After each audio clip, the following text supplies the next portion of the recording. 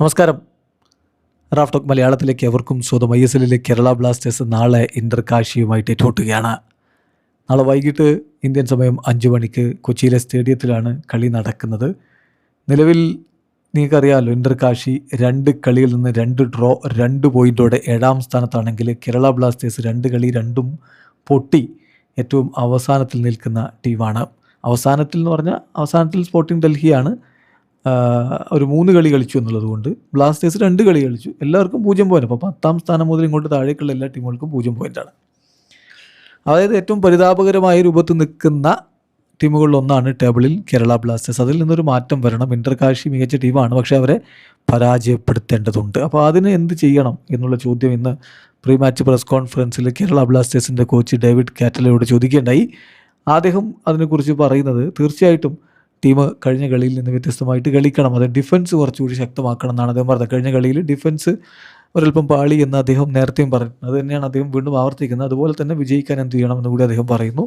എതിരാളികൾ ഒട്ടും അദ്ദേഹം വില കുറച്ച് കാണുന്നുമില്ല. അദ്ദേഹത്തിൻ്റെ വാക്കുകളിലേക്ക് ഒന്ന് പോവുകയാണ്. എന്നെ സംബന്ധിച്ചിടത്തോളം ലാസ്റ്റ് മാച്ചിൽ എസ്പെഷ്യലി ഇൻ ഡിഫെൻസീവ്ലി നമ്മൾ കുറച്ചുകൂടി ബെറ്ററായിട്ട് കോമ്പാക്റ്റ് ആയിട്ട് ഒരു ടീം എന്ന നിലയിൽ പ്രകടനം നടത്തേണ്ടതുണ്ടായിരുന്നു.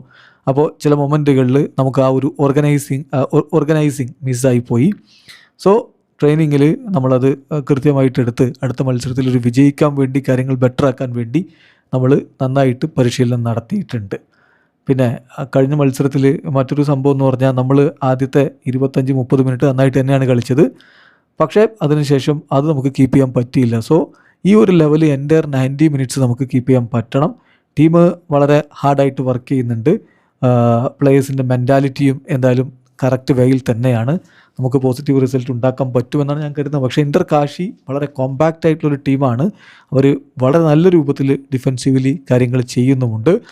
ദെൻ നമ്മളെ സംബന്ധിച്ചിടത്തോളം മത്സരം വിജയിക്കണമെങ്കിൽ കൂടുതൽ ഡിറ്റർമൈൻഡ് ആയിട്ട് ഫൈനൽ തേർഡിൽ കാര്യങ്ങൾ ചെയ്യണം. We have to be more determined in final third.